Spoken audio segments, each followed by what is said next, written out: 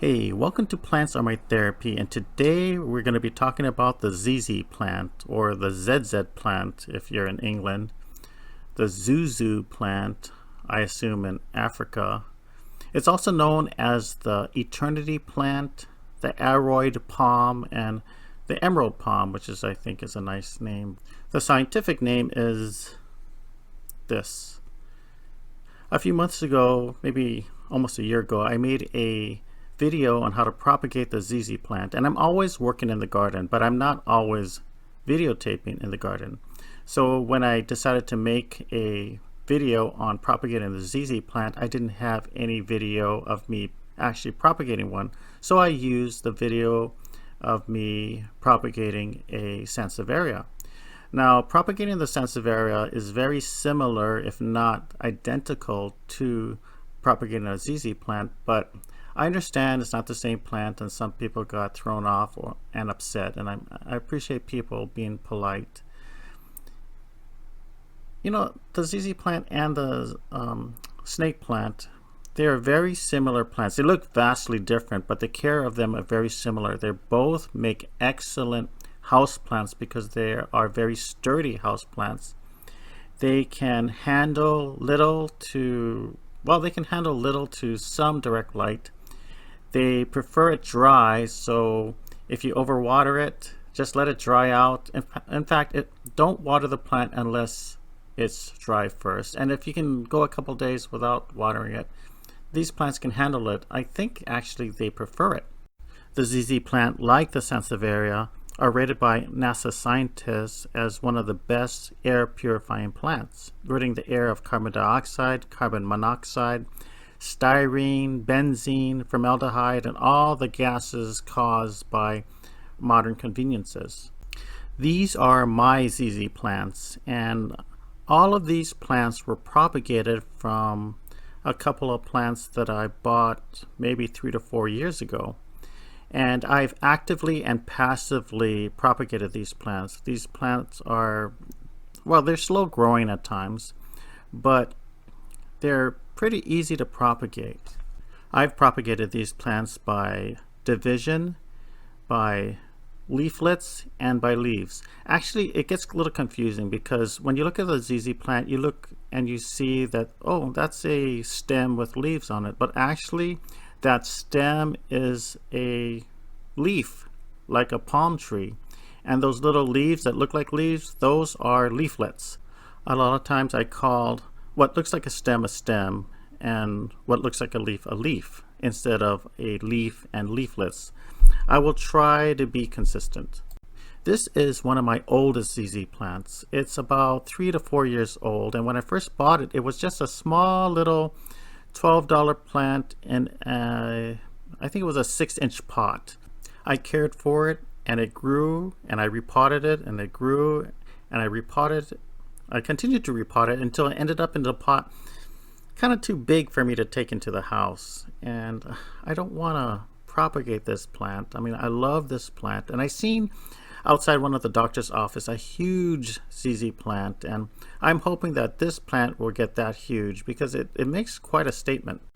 My other ZZ plants I did propagate to make other plants, and I'm very happy with them because they do very well inside the house with little care, and they always look great. One of my ZZ plants was knocked off the table by one of the cats, and even that one is looking good. In fact, it's actually growing faster than the others. This plant that I'm showing you right now, I forgot it was next to my desk in the office, and I don't think I watered this plant. Maybe I watered it when I first put it there once or twice. Actually, I don't even remember watering it twice. I found it because I went through the house to look for all the ZZ plants so I can just water it one time.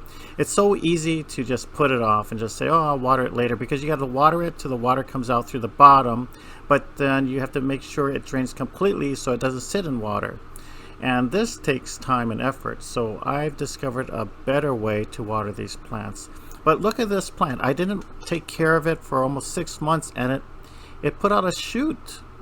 Poor thing, that shoot will probably be as thick as these if I actually remember to water it. This plant was next to the kitchen, so it's easy to grab a little bit of water, just splash it on there when you think it's dry, and said, oh, this will hold you over until I have time to water you. And it's doing fine, but if I put more care to it, I bet you it would have done well. This one was next to a closet in the spare bedroom that I haven't been using, so I forgot about it too. I think I may have watered it once since I put it in there about 6 months ago. It's you can tell it's struggling, but it's doing fine. This is the one that was knocked over by the cat, and it's actually growing faster. I mean, these new shoots came out after I stuck it back in the pot, and I figured, oh, I'll fix it later. But there's always something to do. There's always something happening, especially when you have 4 kids, and they're just things they have to do. But look at this. These are very healthy shoots, and I'm trying to figure out how to fix this plant. And anyways, I've propagated ZZ plants by division, or sticking cuttings directly in the soil, or starting cuttings in water. This cutting, I found it fell off a plant from a building, and it was just laying there on the sidewalk, and well, I figured I'd just pick it up and just plant it. And it's amazing. This plant is very resilient. This is the same plant just a couple of days after I potted it. This is the same cutting only a couple months later. This is the original cutting that I found on the sidewalk just laying there. And then these are the new growths that had happened since then, and it's only been a couple of months. This is the plant that I keep inside my second bathroom, and it does really well over there, even though there's only one small little window for light. I've noticed that one of the kids was watering it, and these plants cannot handle being overwatered, but that was easily fixed. I just changed it to a brighter spot where it got brighter indirect light, and it just perked up again. Recently, most of my ZZ plants I just passively propagate by just sticking a branch in some soil, letting it grow roots, and if it does well, then I'll repot it. This is another branch that fell off a plant that I was propagating, and instead of just throwing it away, I just stuck it in a pot, stuck it with some soil, and these are all the new growth that got. This is another pot that I got from branches that just fell off another branch, but this is the biggest surprise. These little scrawny little pieces I just stuck in a pot, and look how healthy the new growth is. This plant just started with those 2 little skinny twigs, and look at the plant that's coming out. It already developed a big root, and another shoot is coming out through the back. And this has been maybe about 4 months, and I don't know when I propagated this plant because I just found it today. I stuck it in the front garden. I didn't even know I had ZZ plants in the front garden, and it's nice. It's growing a little off, but it's nice. And these are all from passive propagation. This is how I propagate the ZZ plant from division. It's hard to divide a plant because when the plant starts to grow nice, it's nice and you don't want to disturb it. But this plant is beginning to suffer. Some of the leaves are yellowing, and it'll natural yellow, but then there's smaller shoots that's coming off the sides, and this pot is bulging. And this is the problem that I have with most of my ZZ plants. I cannot remove the plant without destroying the pot. I can press down on the root ball, and it does have some give, but I don't want to destroy the root ball. I want to give the divisions the best chance they can in thriving, and crushing the roots is probably not the best way. So I'm going to start planting ZZ plants on those cheaper, thinner growers pots instead of these regular pots. It's a couple dollars cheaper, but if I'm going to destroy it, I might as well get one of those cheaper ones. And look how healthy the root ball is. And don't get rid of the roots. Don't trim the roots, because I noticed that the shoots will come out from the roots. You see, this is the problem that I'm surprised that the ZZ plant could handle, because I put a layer of gravel, which I don't do anymore, on the bottom, and that causes the perched water table to rise, and maybe that's why the roots grow so well. I used to be very gentle with these plants, not too gentle. This method looks cruel, but these plants can handle it, and then when you're done, you end up with plants that look like they were growing in the pot for a while. And since you end up with bigger plants, it makes a bigger statement. It just looks better. I like bigger plants because it looks much better in a room, and it doesn't look as cluttered as when you have a lot of little plants. I mean, I like little plants in the room, and I think little plants look great by the windowsill, but throughout the room, if you have all these little plants scattered everywhere, it just looks, well, it just looks cluttered.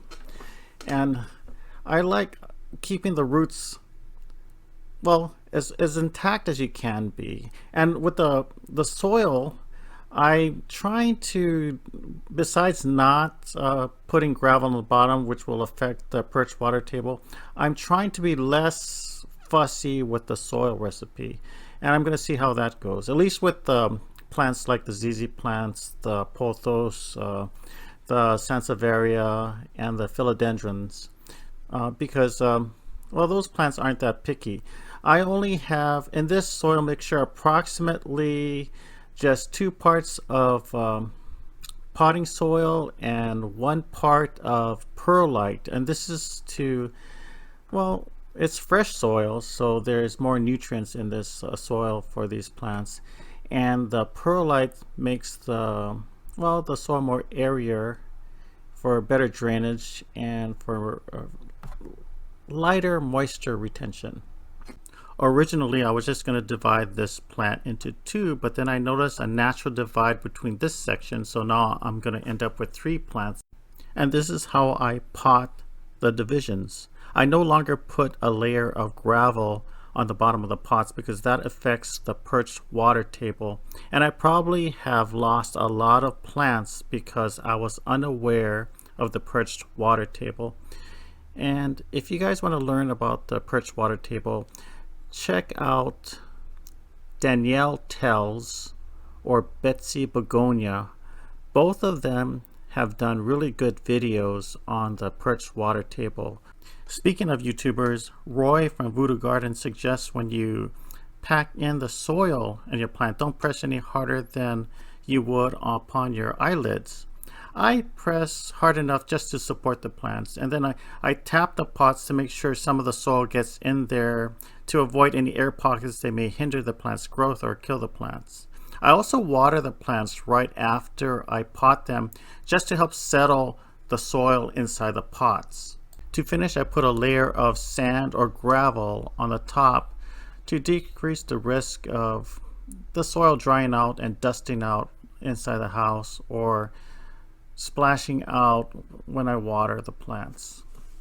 And this is how I water the plants now. I just take all the ZZ plants outside into the patio the evening before, and I just hose it down. This will wash the leaves. It will, I just soak these plants until the water drains out through the drainage holes, and I just leave them out to dry overnight. And then, unless it rains, then in the morning it's ready to go back in this place inside the house. I hope you were able to learn from my trials and errors. I want to thank each of you for watching. Thank you. I hope you like this video. I hope you subscribe to my channel. And, well, aloha.